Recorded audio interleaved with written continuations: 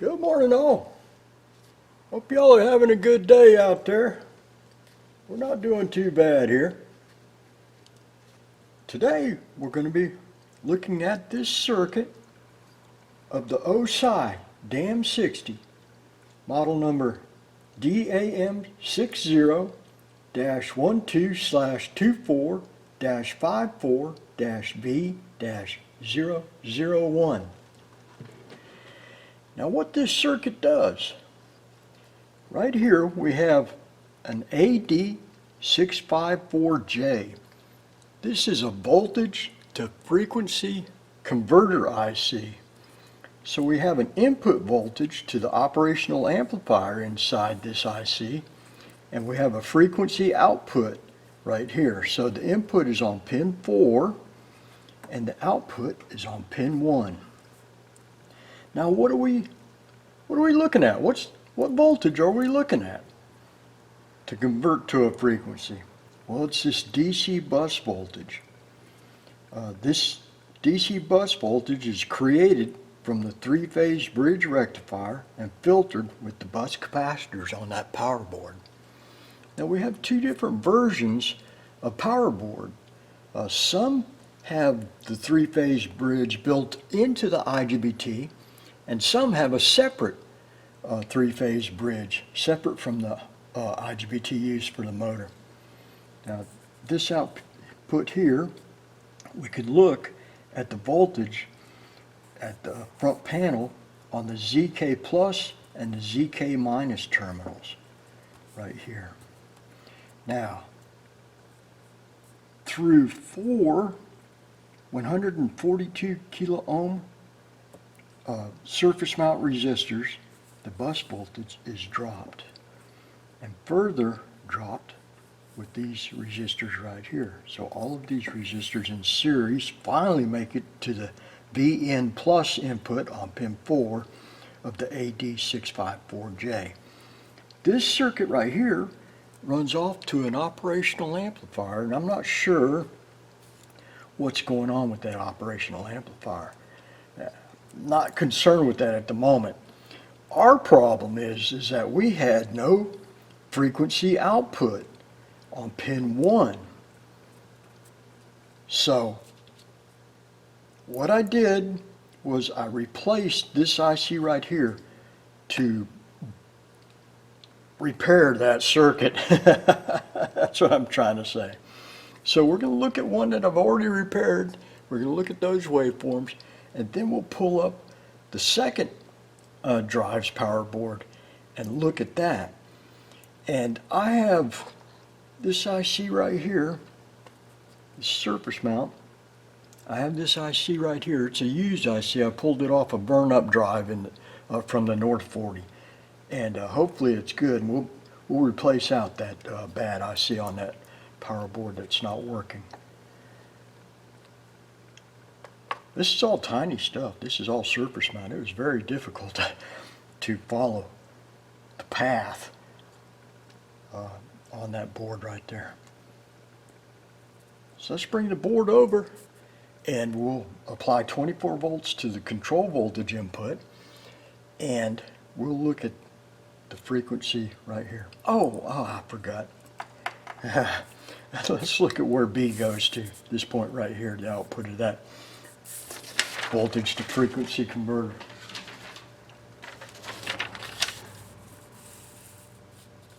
Okay, we have an optocoupler right here, and the input LED, pin 3, the cathode, connects to pin 1 of that voltage to frequency converter. Now we have a current limiting resistor right here of 1.2 kilo ohms, and plus Vs on the isolated side is 5 volts. Now on the output side we have pin 5. Let me draw that in there. Come here, pencil. I forgot to draw who this is. This is the emitter.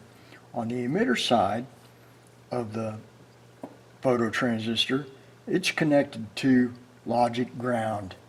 And this plus 5 volts right here is logic. plus 5 volts, logic VCC. The collector of the phototransistor has a pull-up resistor right here. You have to have a pull-up resistor because this is open collector right here. And the collector also connects to the input of this 74HC14D. And that's a Schmidt trigger inverter on pin 1, output being on pin 2. I don't know where pin 2 goes to. If I had to, we could follow that out. Might do that someday in the future, but right now, weren't too worried about it. So what happens is, when the cathode of the input LED goes low, we have current flow through the 1.2 kilo ohm resistor through the anode-cathode junction to ground, ground being applied on the output of the AD654J. And current flows through the LED emitting photons into the phototransistor. When the phototransistor is conducting, this point right here goes to ground through the collector-emitter junction. At this point right here would be low, and because it's an inverter, the output would be high. Now when B is high, at an equal state of that 5 volts right there, no current flows, and this transistor would be off and would not be conducting to ground. So now pin 1 of the 74HC14 goes high through this pull-up resistor in the collector of that transistor. And we have a high right here and a low right there. Isn't that fascinating? I like optocouplers. Now the reason for this optocoupler is because on this side we have that high voltage. We're looking at a DC bus through a lot of resistance though, but on the chance it ever jumped over that resistance for some reason, most likely wouldn't, but just on that chance, you don't want your logic side of the circuit being destroyed by any kind of high voltage. That's not good. So we have optocoupler isolation right here. Now, why use a Schmidt trigger? In a little bit, we'll see why. We have a little bit of noise right here, in addition to the square waves. And the Schmidt trigger hysteresis cuts down on that noise, so we have a good clean square wave over here. I'm upside down.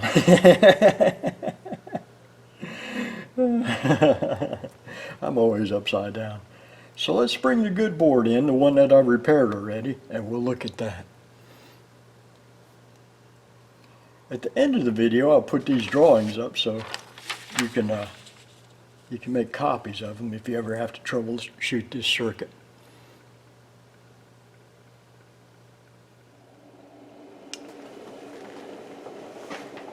Okay, here's the board I repaired. Now down here is that circuit we were talking about. This very first optocoupler is the isolation between the high voltage side, this is the high voltage side, and the logic side. And right here is the 74HC14, pin 1 being right there. So AD654J, optocoupler, and the Schmidt trigger inverter. So let's move this meter out of the way here. We're going to take our 24 volts, ground, and apply it to pin 2 of the X5 connector, and 24 volts to pin 1 of the X5 connector. We're going to pick up our 24 volts from this circuit right here. Now we'll get closer to this oscilloscope here in a little bit, but I wanted you to kind of see what I was probing on. Okay, we've just applied 24 volts DC to the control voltage input, and I'm going to look at the output of the AD654J. I'm picking up ground with this pick right here. Here is pin 1, and you can see we're oscillating. Now before I replace that IC, it would not oscillate. Let me spread that time out a little bit so it's not so tight looking. Let's see what we got there.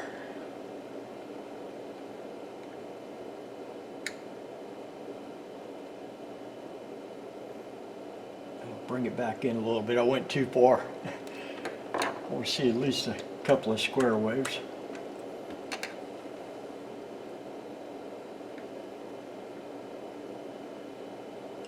There we go. I like that. Let's see what the frequency is real quick. It says 4.5 kilohertz. Now that's with no DC bus applied, and it looks like a good 50% duty cycle. Now I'm going to go to the other side of the optocoupler, the output side. Move this over just a little bit so I can get my ground in here. And we're going to look at pin 1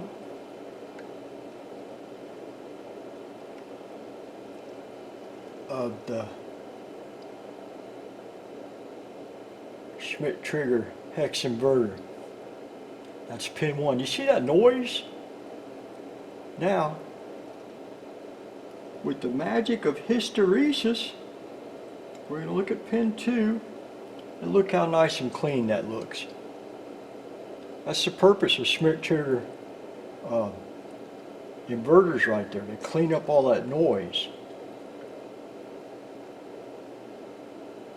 Let's go to pin 6 of the optocoupler.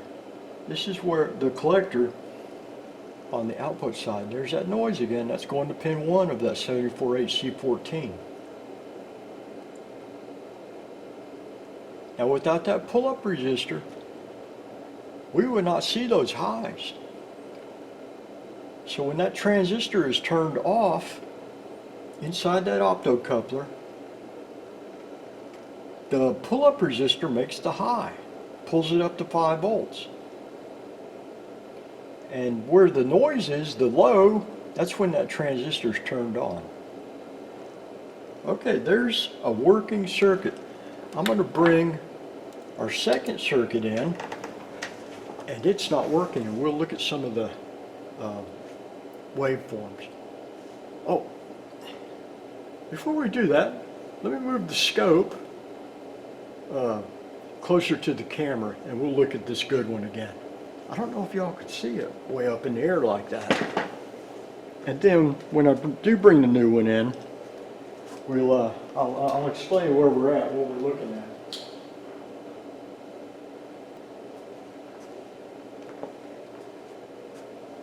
This is the circuit that doesn't work, and we're going to replace that IC right there. This one right here.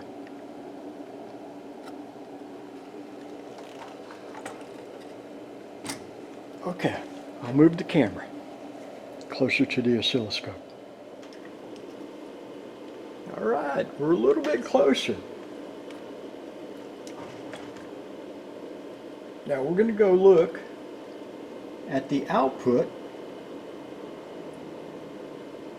of the voltage to frequency converter. There we are right there.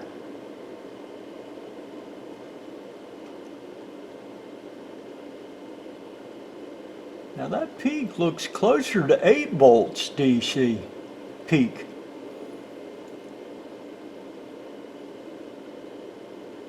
Let's see what VCC on that IC actually is. Yeah, that's 8 volts. It's not 5 volts. So VCC to ground on that AD654J looks like closer to 8 volts right there. Now we're going to look at the input.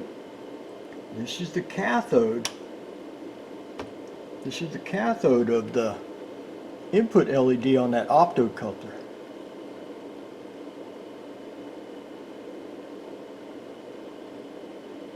Okay, now let's go to the other side of the optocoupler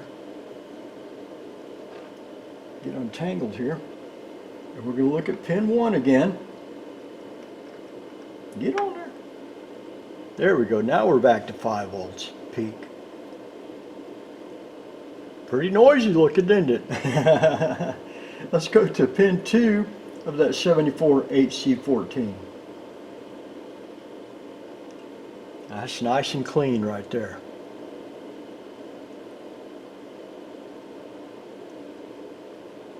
Okay, I'm going to move this one out of the way. This is the one that's been repaired. Let me power down. Moving that 24 volt DC power supply. And we'll bring the one in that doesn't work.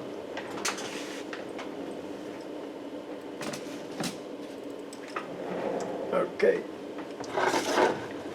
Give me a sec to slide all this over here, and I'll let you know what we're looking at. What pins I'm on and whatnot. Okay, I've just applied 24 volts to the control voltage input connector. Now here's pin 1. Oh, get on there.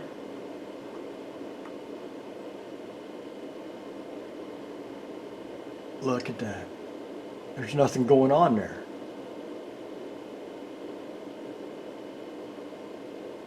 It's mostly at ground.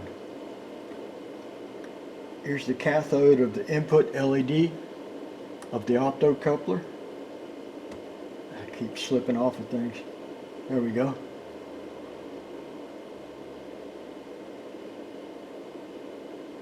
Okay. Now if we go to the other side, here is the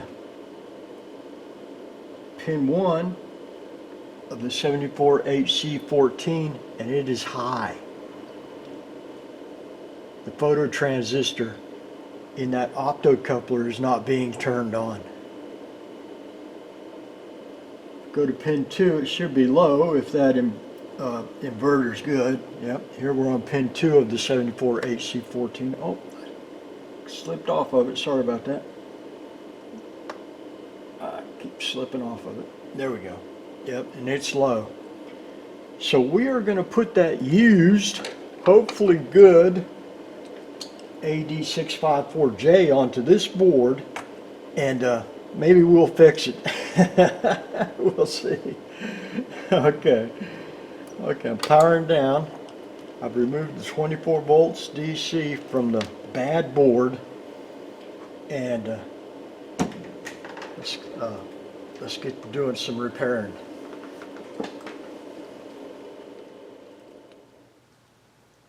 Okay, we're going to use this right here. It's called Chip Quick, and it stays molten long enough for you to remove surface mount devices. Get my flux bottle. Let's apply a little bit of flux to the circuit that helps that Chip Quick to flow.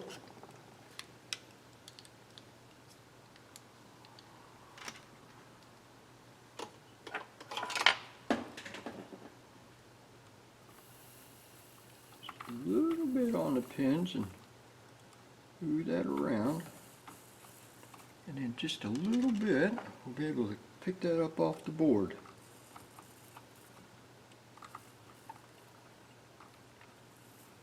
Now you could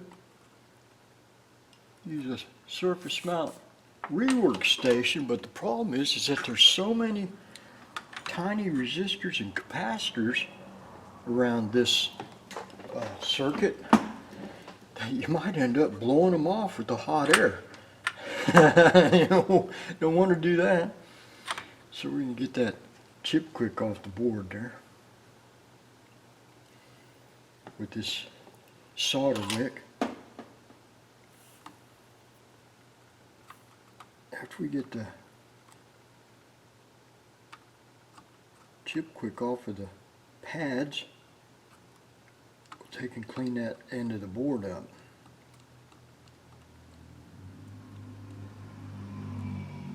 And then apply that new IC to that position.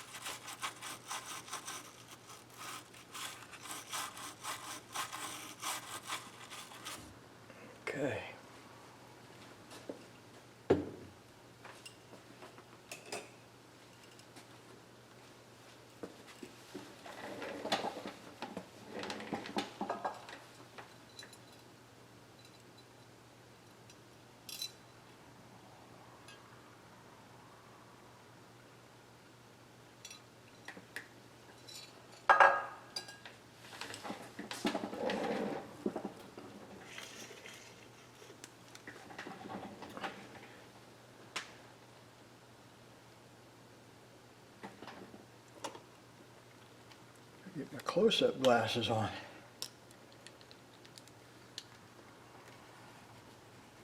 Okay, we're going to take and set an anchor point.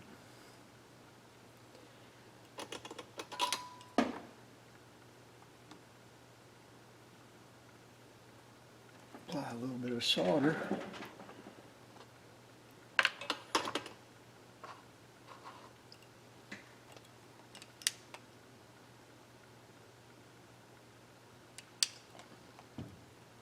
Okay, people, don't put it in backwards.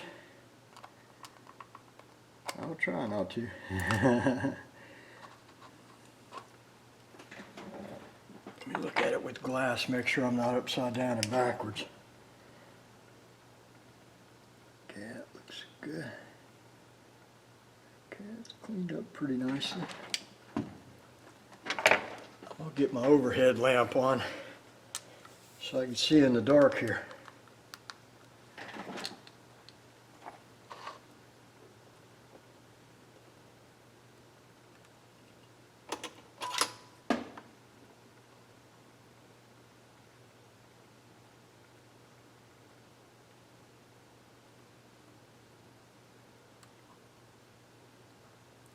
We've set the anchor point. I've got to move it over just a little bit maybe.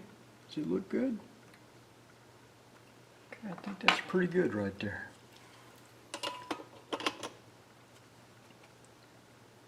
All the pads are lined up with the leads of the IC. Okay. 1, 2, 3, 4.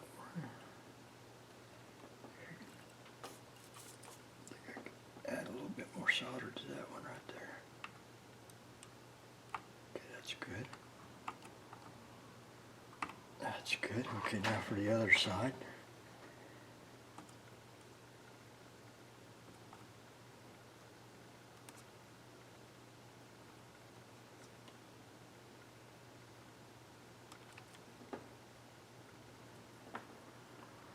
It's hard to get down into the canyon here.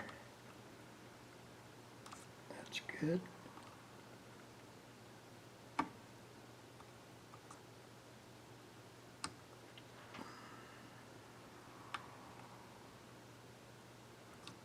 Okay, I think I got that one.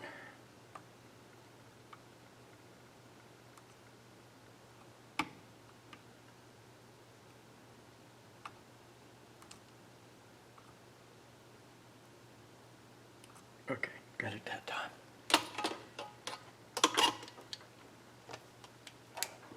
Let's look at it with the flashlight, make sure we got all good solder joints. Okay, those look good. Those look good. Clean up our work.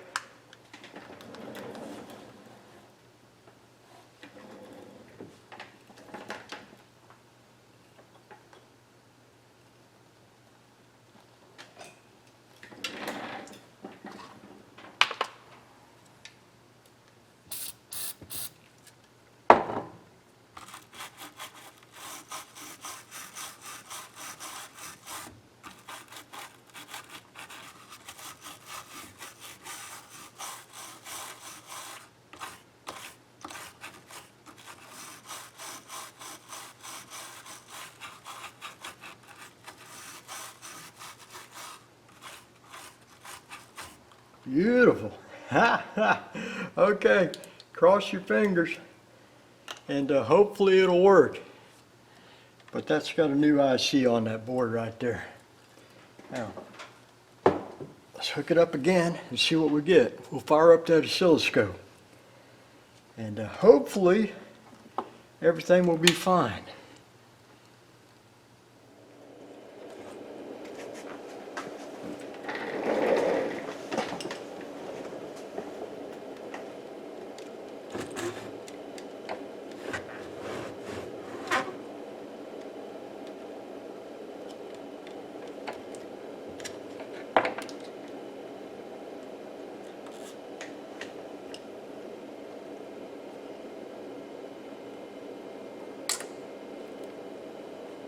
All right, let's see what we got now.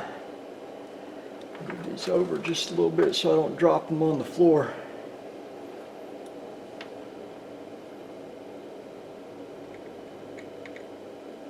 Here's pin 1. Oh, dagnabbit.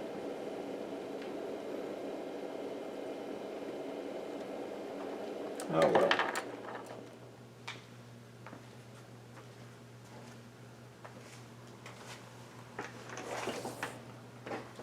So as we saw, the use part that we installed on this board did not work.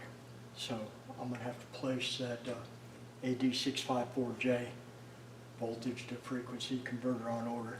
And when it comes in, we'll try it again. All right, at least we got 1 out of 2. That's good. Y'all have you a good day, and we'll see you next time. Don't worry, sweetheart, we'll get you going again.